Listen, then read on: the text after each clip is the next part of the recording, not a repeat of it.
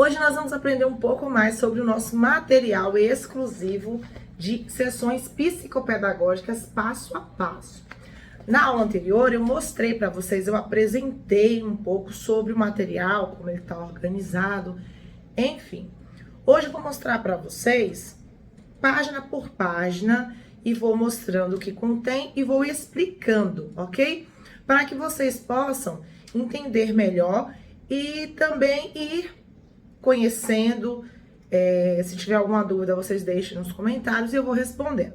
Então, me acompanhem que eu vou mostrar para vocês as primeiras páginas que fala sobre as sessões, a organização, valor, quanto cobrar, enfim. Vem comigo que eu vou mostrar para vocês.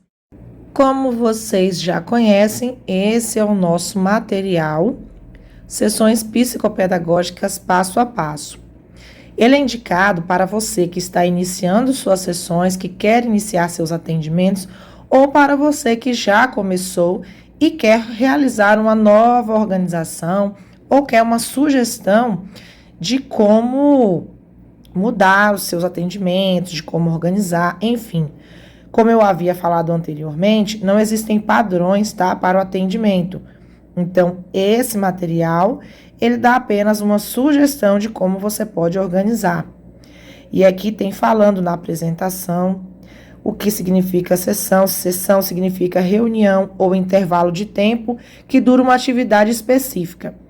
Em psicopedagogia, a sessão é vista como um processo de investigação e observação, onde deve-se, a partir de diversos recursos, ser montado um grande quebra-cabeça para a compreensão da queixa apresentada. Então, gente, esse material, ele vai ajudar você a fazer esse levantamento de informações. Ele, tanto na teoria como na prática, ele te ajuda a organizar e fazer os seus atendimentos. O que fazer no primeiro, o que fazer no segundo, enfim, até que você tenha uma experiência para poder ir modificando, melhorando, né, de acordo com a sua real necessidade. Aqui as sessões, gente, servem para quê? Para investigar, identificar e compreender a origem da queixa. Sabemos que a queixa é como a ponta do iceberg. Você consegue ver a ponta, mas você não consegue ver o que está submerso. E esse material, ele te ajuda a chegar até as questões, os fatores que estão ali submersos. Aí nós temos aqui o que fazer na sessão, quantas sessões realizar, quais recursos utilizar, qual a duração de cada sessão. Aqui, nessas questões, gente, isso muda de acordo com a realidade de cada um. Nós temos nesse material a sugestão de estudiosos como Maria Lucy West, Jorge Visca, Edith Rubinstein, enfim, você pode começar com uma dessas sugestões. Aqui nós temos a introdução, você vai poder ler, ver como é que acontece a mudança sobre os processos cognitivos, emocionais, pedagógicos. Tem uma introdução que mostra, assim, algumas coisas que você vai ver, que você precisa saber, passa informações. Eu não vou ler tudo, mas você pode adquirir esse material e começar a estudar, principalmente quem quer iniciar os atendimentos e tem muitas dúvidas. Aqui você vai ter a sugestão de, com a aplicação de testes ou jogos, né, você irá avaliar nível de leitura, escrita, matemática, modalidade de aprendizagem, psicomotricidade, história de vida da criança, nível cognitivo. Aí mostra que as sessões psicopedagógicas, por onde começar. Aí fala do objetivo de ajudar os pacientes, né, das crianças e adolescentes. Fala também o objetivo da psicopedagogia, para onde ela está voltada, né, auxiliar na compreensão e aceitação das emoções do pensamento. É aquela questão, alguns profissionais perguntam, e como é que eu vou convencer os pais de que isso é importante, de que é um processo lento? Como é que eu faço isso? Gente, não tem outra forma a não ser você conscientizar, né? Perguntar para os pais, para os responsáveis, o que você quer para o seu filho, o que é que você sonha que ele seja quando crescer, o que é que você deseja que ele desenvolva, quais são as habilidades que você vê que hoje ele não possui, que você gostaria que ele tivesse, e deixa os pais falarem das perspectivas que tem dos seus filhos, e aí, quando ele concluir, você diz assim, isso só é possível com o acompanhamento psicopedagógico e também, às vezes, é necessário com outros profissionais. Então, se o pai realmente tem um sonho, um desejo de que o filho cresça na vida, de que ele desenvolva, de que ele tenha sucesso, tanto acadêmico como profissional, ele vai sim apoiar os acompanhamentos, ele vai ajudar, ele vai auxiliar, ele vai levar, ele vai investir nessa transformação, né? Nesse processo. Temos aqui sessões psicopedagógicas, novamente, mas por onde começar, como devemos organizar. Aqui vai explicar, após descrever a queixa, né? O que você deve fazer. Aí fala da primeira ação, né? Para iniciar uma sessão é analisar a queixa. Você precisa analisar o que está acontecendo, quais são os pontos de vista que o pai está passando, a mãe está passando, se é a escola, o que a escola está, o que é que está acontecendo. E nunca deixar de fazer um paralelo, gente, entre o que a família conta e o que a escola conta. Porque existe aquilo que se conta e aquilo que está acontecendo realmente. E o que está acontecendo é aquilo que nós, enquanto profissionais, precisamos descobrir. Quanto cobrar por cada sessão? Gente, esse material ele foi feito ano passado, em 2022, me parece. E aqui ele tem um site, Chronoshare, parece.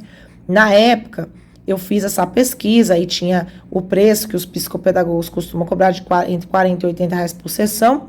E chega de 80 a 160. Mas isso já mudou, tá, gente? Isso já mudou. Eu também coloquei um vídeo no Instagram, no Facebook e no YouTube falando, ensinando para vocês quanto cobrar. Por quê? Cada localização é um valor. E cada situação é uma situação. E você deve analisar a concorrência, quanto eles cobram, como é seu público-alvo, qual é a condição do seu público-alvo, o bairro que você vai atender, se você vai atender a domicílio, se você vai atender no seu espaço, se você vai atender numa clínica, enfim. Lá nessa postagem que eu disponibilizei no Instagram, você vai conseguir calcular o valor exato por cada sessão, de uma forma justa, tá? E muito fácil. Tem todas as diretrizes para que você possa calcular. Tem aqui quanto custa um psicopedagogo em São Paulo. Aí na época que eu fiz a pesquisa, né, estava entre 100 e 160 reais, mas isso depende, como eu disse, do lugar, tá? Pode variar, se é a distância, se é presencial, o espaço que você está oferecendo, o tipo de serviço, o período, se é 50 minutos, se é 45, se é 1 hora. Então, tudo isso modifica o preço. Aí tem quanto custa a sessão no Rio de Janeiro, tá? É só um modelo, é só um exemplo, mas isso aqui vem dizendo que o preço pode oscilar e já oscilou, porque o salário mínimo também já mudou. Quanto tempo dura a sessão? Aí tem dizendo, algumas pessoas cobram meia hora, algumas oferecem 40 minutos, outras 45, outras 1 hora. Geralmente não passa de 1 hora, tá, pessoal?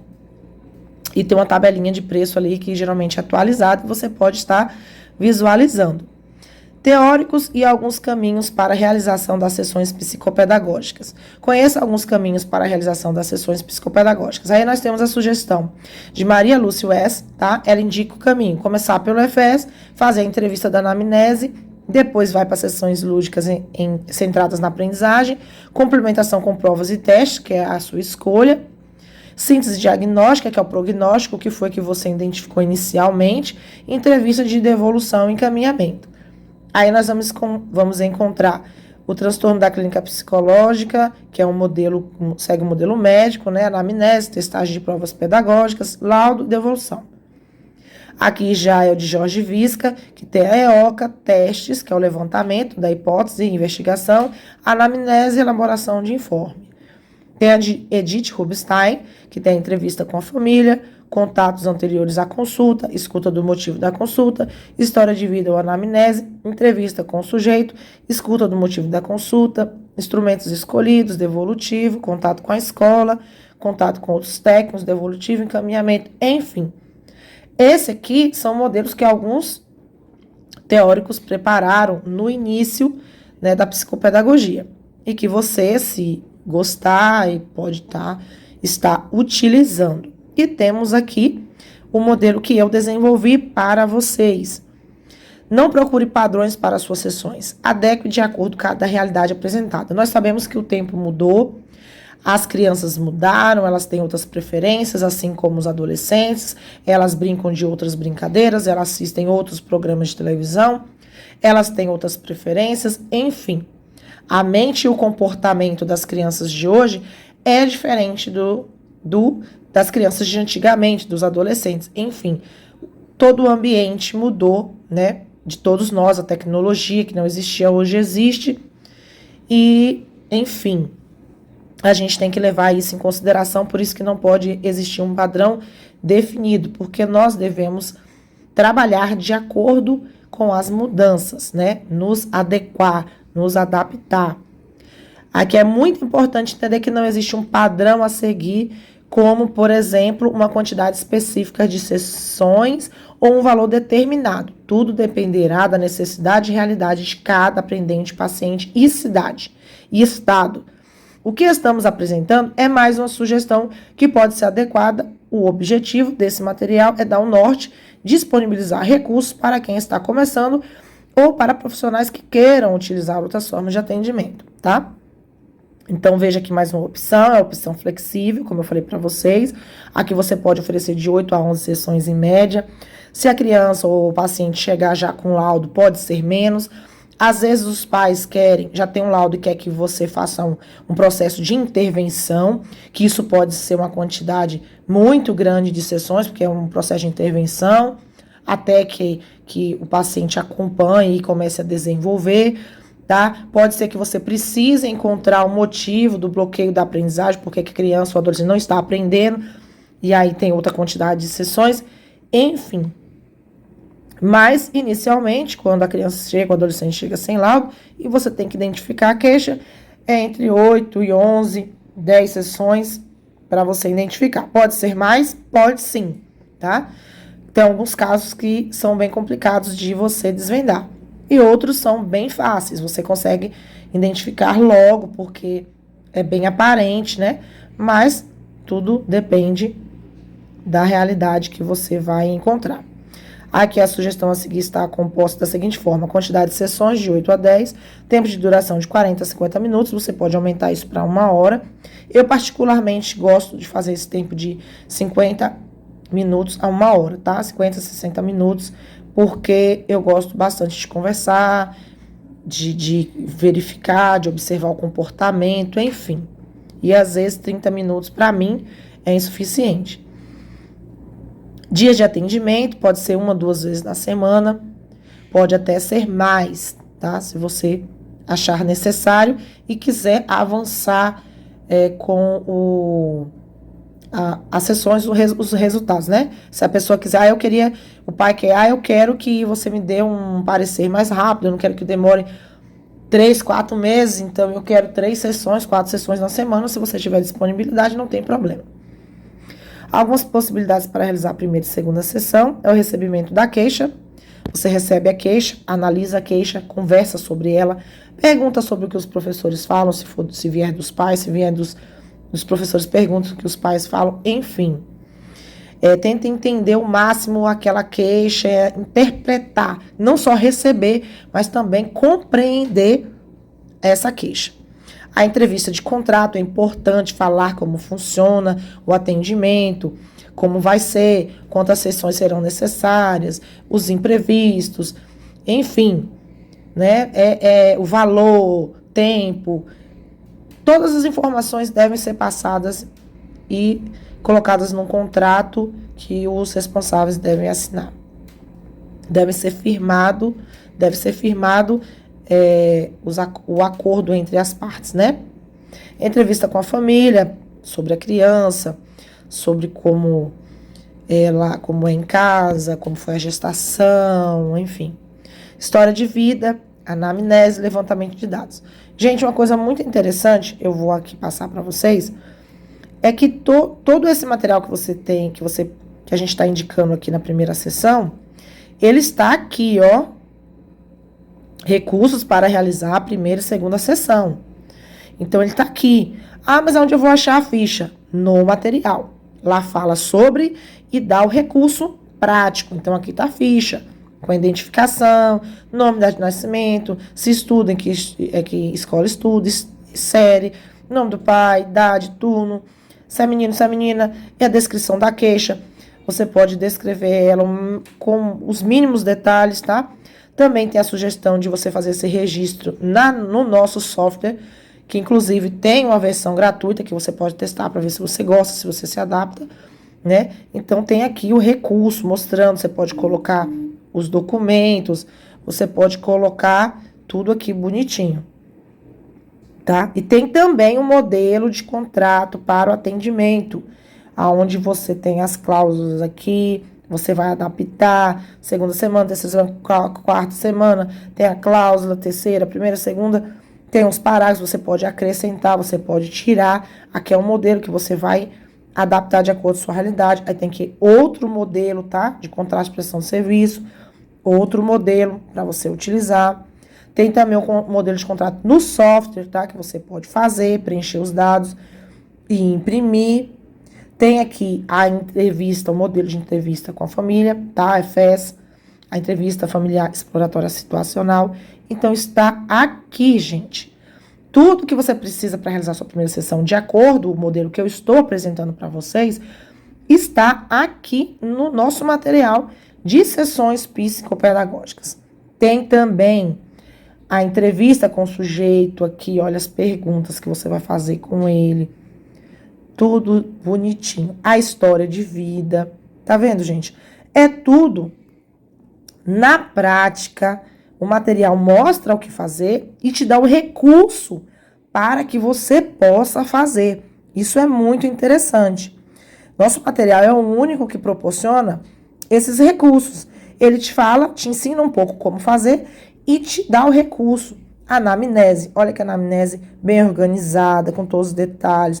Tem aqui os dados, a composição familiar, tá? Concepção, gestação, como foi o parto, como é a alimentação, a história clínica, se tem doença, se não tem, se teve febre, se teve rubéola. Aí nós temos a questão do sono, desenvolvimento psicomotor, controle, tá? De outras comorbidades, desenvolvimento da linguagem, escolaridade, uma anamnese ilustrada, fala aqui sobre o comportamento. Gente, é uma anamnese bem completa, tá? E aqui tem o levantamento de dados escolares, que aí você vai perguntar, né, como é o desempenho do aluno, quanto à organização, você pode mandar para a escola e o profissional lá responder, te enviar, ou você pode ir pessoalmente na escola, e isso é um serviço por fora, tá, gente? Então, quando você fala assim, eu vou fazer uma sessão, e essa sessão eu tenho que ir na escola. Então, se você tiver que ir na escola, se você tiver que usar combustível, se você for ter que se alimentar, tudo você coloca, olha, você quer que eu mande para a família um documento para ela preencher as informações? Você tem pais que exigem, eu gostaria que você fosse na escola, que você conversasse com o professor, aí já é um outro custo, tá? O custo para você enviar esse levantamento de dados para a escola é e o custo de você ir até a escola, né, se deslocar do seu ambiente de trabalho para ir até a escola, aí já é outro custo. Por que nós não temos um cálculo exato para cada sessão? Porque cada sessão é uma coisa diferente, é um procedimento diferente, e aí você tem que calcular o custo que você vai ter, mas toma bastante cuidado para que esses custos não fiquem muito altos. Sempre dê duas opções. Assim fica de outra forma, tá? E aqui, recursos complementares de investigação. Eu vou voltar para as sessões, tá? Essa aqui é a parte da primeira sessão. E eu vou voltar aqui, aonde tem aqui as orientações, falando das sessões, tá? Eu fui para a primeira, e agora eu vou mostrar para vocês aqui. Aí nós temos aqui, ó. É importante analisar aqui o ponto de vista do pai, do responsável, do próprio aprendente, você tem que conversar com ele. Você tem que ganhar a confiança dele, deixar ele bem à vontade para que ele possa te contar realmente o que está acontecendo, porque existe a história dos responsáveis, existe a história da criança, do aprendente, e existe a história da escola. Cada um tem uma história e você tem que fazer um paralelo, uma relação aí entre elas. E temos o ponto de vista aqui do professor. Essa história, gente, ela mostra para você, profissional, o porquê você deve ouvir esses 3 pontos de vista. Você deve verificar, você deve conhecer. Aqui mostra, isso aqui é na primeira, segunda sessão, tá, gente? Porque eu gosto de fazer isso na primeira e segunda sessão. Por quê? Porque aqui eu já começo a entender um pouco o que está acontecendo. Então, o pai vai te contar uma coisa, ou o responsável, aí a criança, o paciente vai te contar outro, o adolescente, e o professor vai te contar uma coisa. E aí você vai relacionar, né? E aí você vai relacionar o que é que está acontecendo. Aí, quando você vier aqui para o diagnóstico angustiante de Clay, você vai entender o porquê eu estou te falando isso. Essa primeira aula, eu vou parar por aqui, para não ficar muito extensa, mas eu vou gravar na próxima aula, contando como foi esse diagnóstico angustiante de Clay, tá? Que mostra para vocês a importância de conhecer todos os pontos de vista e realmente analisar bem, fazer com bastante calma e cautela e ouvir e tentar entender para compreender o que está acontecendo com aquela criança. Porque nós, enquanto profissionais, sabemos que existem diversos fatores para que uma criança, um sujeito, não aprenda. Então, existem diversos fatores que podem bloquear o processo de aprendizagem, tá?